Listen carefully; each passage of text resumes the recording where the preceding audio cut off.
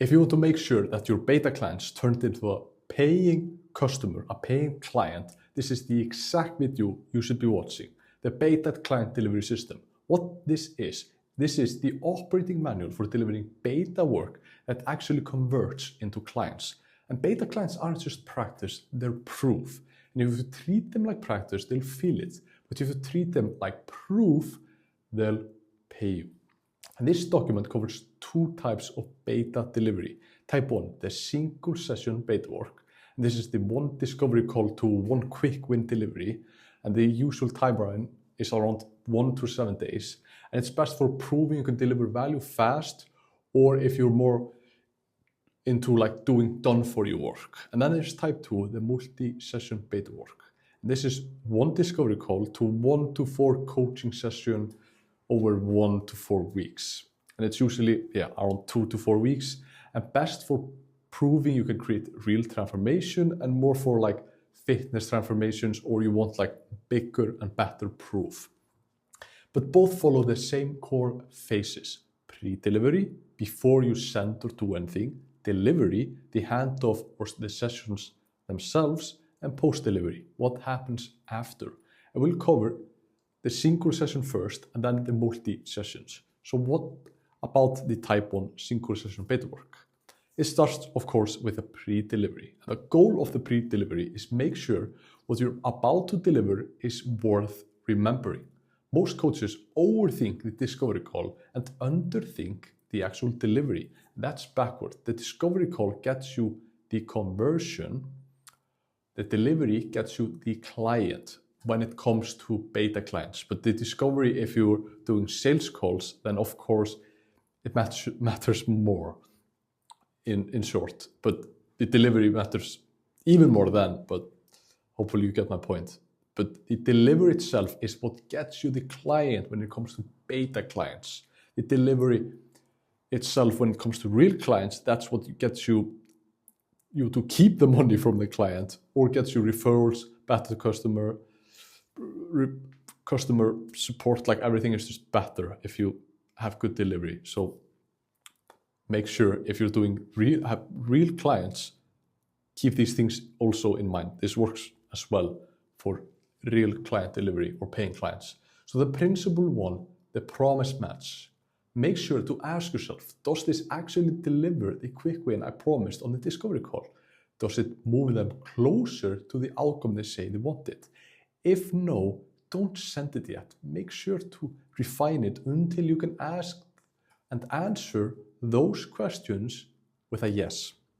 And why does this matter? Well, trust is built when you do what you said you do. If you promised a plan to help them get their first client, for example, or lose 10 pounds, and you sent them mindset work, you broke the trust before you even started. Unless, let's say, for example, to get your first client, you usually need some kind of mindset work. You explain them why they need the mindset work. That's another example.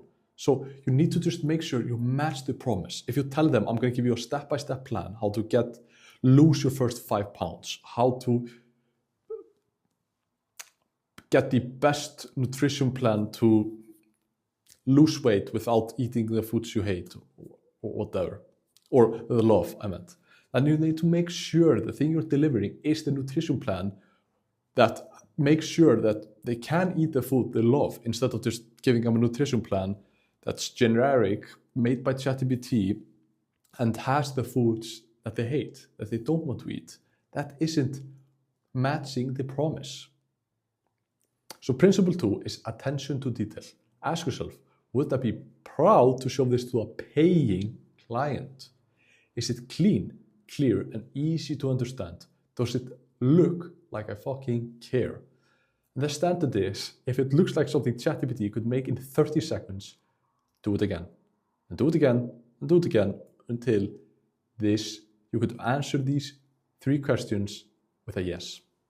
And what does clean mean? Well, proper formatting, header, spacing, structure. And to be honest, you can use AI, of course, for this and to help with these things, but you need to make sure that is personalized. You're using all of the information you gathered from the discovery calls. You're using information and frameworks that you teach and use for yourself or whatever. Like you're not letting AI do everything for you and just hoping it works. You're actually using the experience you have in your niche, in your field.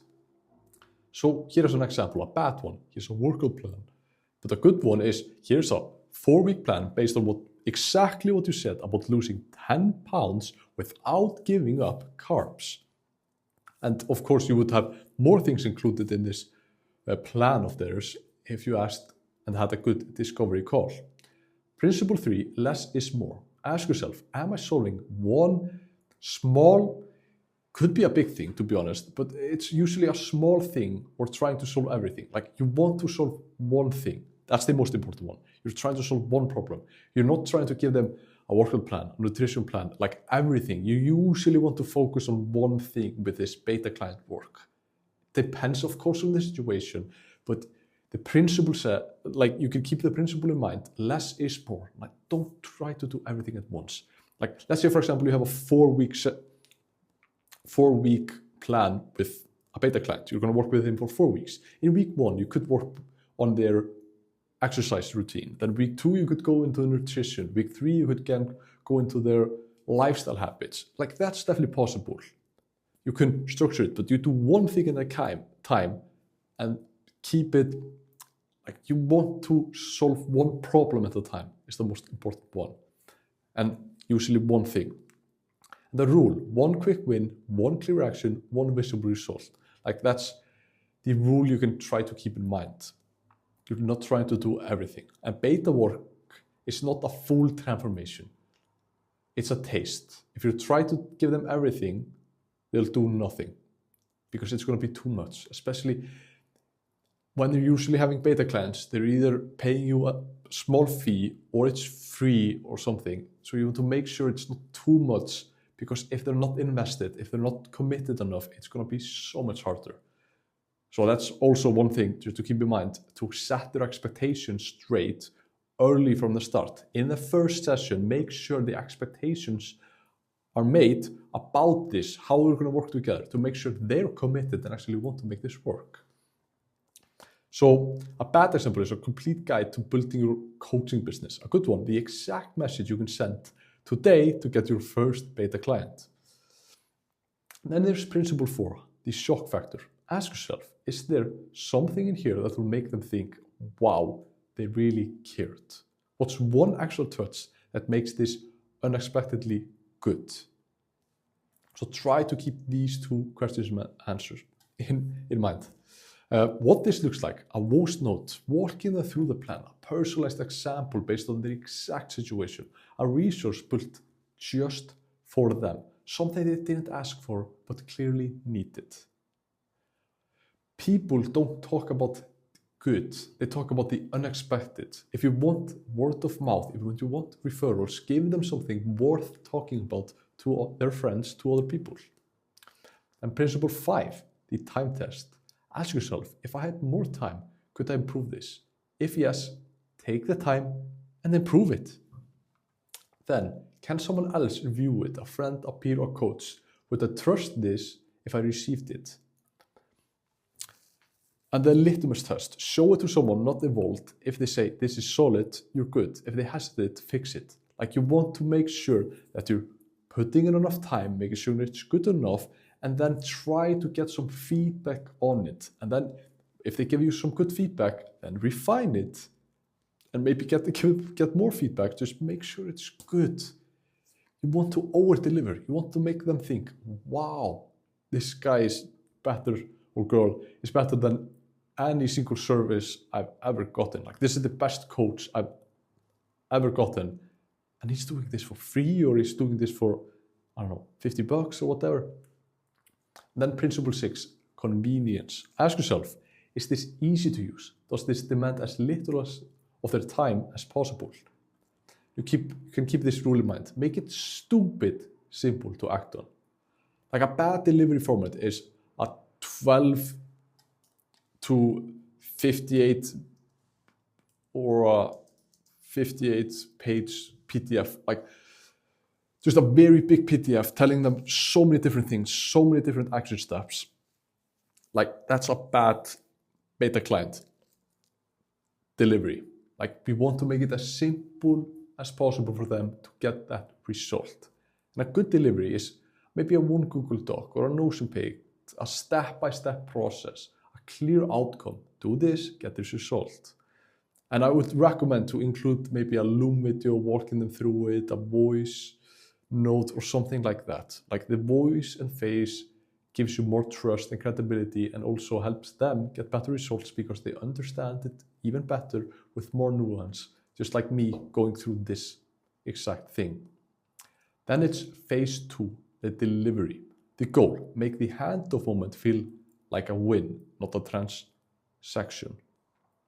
So here's the message you can send, for example, when you're delivering the results. Hey, John, really enjoyed your conversation last night. I know you had a problem with losing weight, so I created a 4-step plan to help you lose those 5 pounds. Let me know what you think. This was like, you can use this framework. And here's an example. I just thought of something while I was reading this. But yeah, so the delivery mechanism. There's a few format options you can use, Google Doc, maybe Loom and Google Doc, Notion page, like do whatever you want, just try things.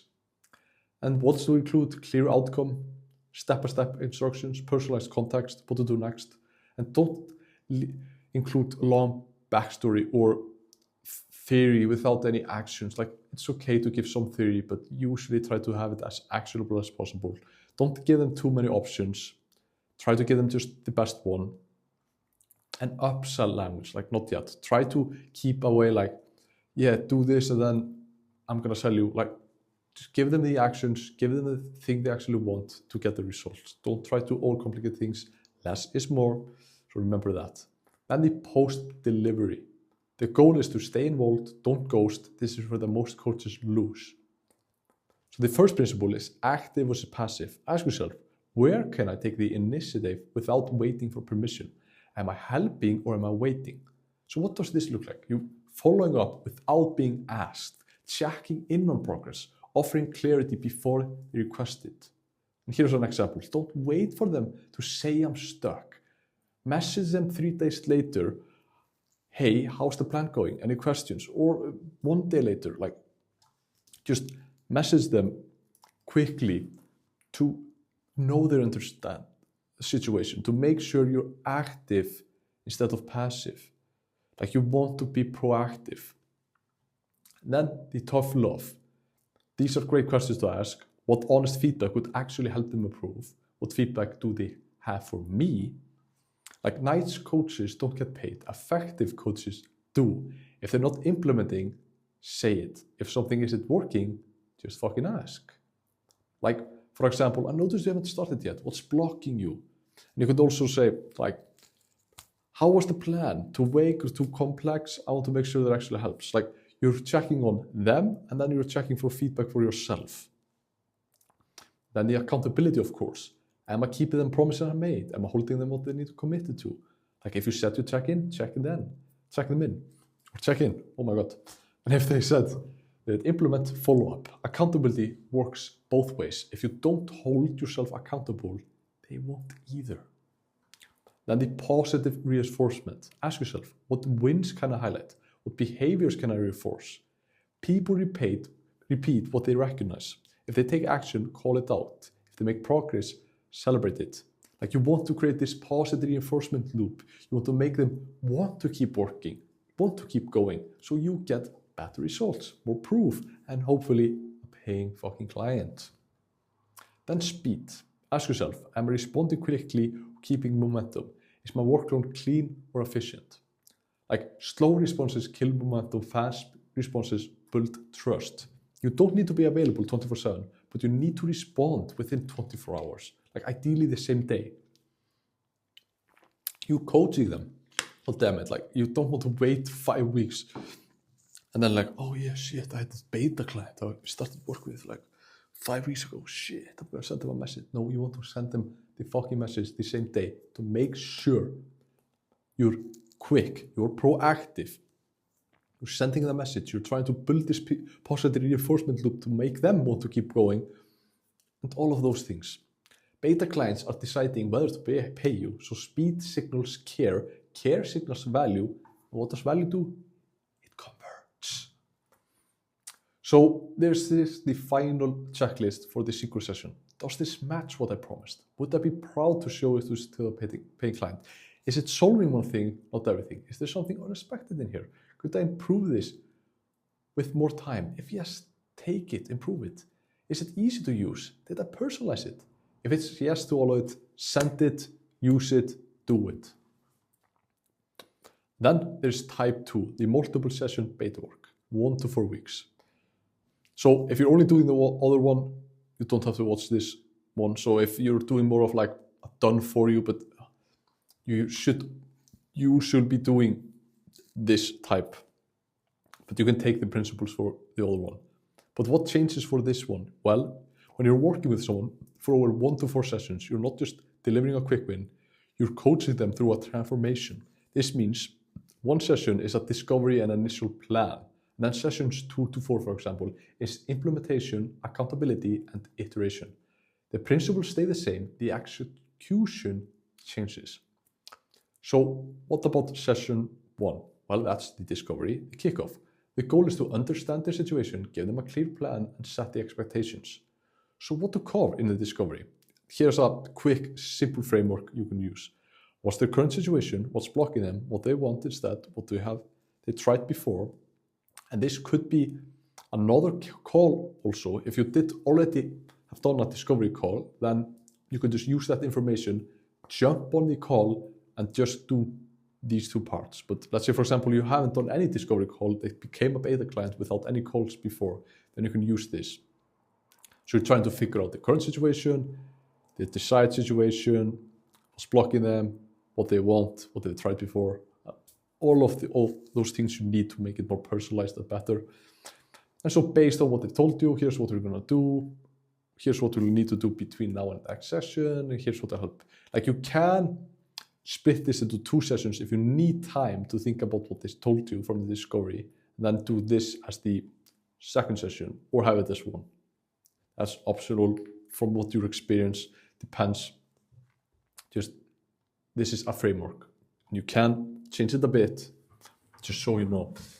And then the expectation, just make sure they know the frequency, the duration, what to do between sessions, checking them on via WhatsApp, school, whatever. Like, you want to set the expectations to make sure they give you a fucking testimonial, they do the work, get the proof.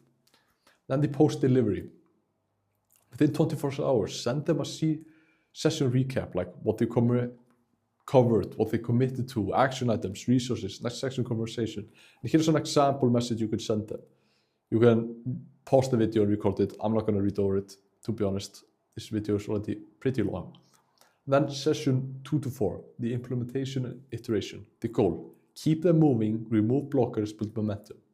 And this session is about, like, what did you implement since the last time? What worked? What didn't? Where are you stuck? Was there your blocker? Next steps. It's all about reviewing the things. What problems do they need to solve? What are the next steps? And so in between session, that's a very important thing. You want to have active, proactive accountability. This is where the multi-session beta work becomes very powerful compared to the other one. Like, check in 2 to 3 days after each session, or every day, depending on the situation. After the discovery, you will understand what you should do. And ask how the implementation is going. Offer support without waiting to be asked. Like, for example, hey, how's the workout going so far? Any blockers? Like, most coaches disappear between sessions. If you stay present, you'll win, you'll become more remembered, you'll get more results, deliver more value, and just overall, you're going to be a better coach with more experience, better results, things are just better overall. And then the post-beta work. Wrap up, celebrate wins, set the transition. Review the journey, wins and lessons. What's next? And here you can pitch them. What would it look like if we kept working together? Or something on those lines. But the last call is usually not a sales pitch. It's a natural question. Like, we did this, you received this. Do you want to keep going and receive more of the good thing you received? Lost 5 pounds, want to lose another 15. Keep working together. It's just unnatural. You have already the proof there in their mirror, or whatever it was. Like if they say yes, then transition to the beta to paid framework. And a multi-session principles. Consistency over intensity. So it's usually better to keep weekly sessions instead of like sporadic marathons in this beta client framework, especially if it's like fitness, because the accountability is so important. So the default rule is like the same day, same time every week, trying to keep a routine around it so they come up, keep them accountable. But you can break a rule. Like if there's a good reason to space sessions out differently, do it. And you can pause this like if you really want to read this. But it's just, if there's a good reason to space sessions out differently, do it. And otherwise, just have it a weekly one. It's simpler for everyone. As in a beta client. If you have real clients, like paying clients, that could be different depending on the situation, depending on the service. If it's fitness, then having weekly calls could be better than maybe something else. Depends on the situation and not the service. Just keep that in mind. So, yeah. You can decide, like, if they ask for longer gaps, like, if they have a good reason, like, is this strategic? Yes, we should adjust it. If it's avoidance, like, oh no, I don't want to weekly sessions because I don't want to be held accountable, then try to hold it because you want them to getting the results. So the principle is create the structure that builds momentum. Usually that's weekly, sometimes it's not, but you decide the structure. Don't let them dictate it unless it's a real good reason. Then the principle 2, small wins or big plans. Don't try to transform them in around 4 weeks, for example. Help them just make visible progress. This could be something like this. And they may be lost then. After everything here, they lost maybe a few pounds or they got a real date, whatever it is. And then principle 3, stay tight on the scope. You're not their life coach, you're helping them with one fucking thing. Let's work on your business, your mindset, your relationship, and your health. Like, no, we're focused on your first client, losing the first 5 pounds, getting your first date. Everything else supports that. Like, we're just doing one thing. And hold the line. If you don't do the work between sessions, call them out. You're a coach. You have to make sure they do the fucking shit. And notice you didn't implement what we agreed on last time. What happened? Like, you want to keep them accountable. Hold the line. And then celebrate every win. Momentum is built on recognition. Like, if they showed up, took action, pushed through a resistance, they got the result, like, make sure you celebrate every win to create this positive feedback loop.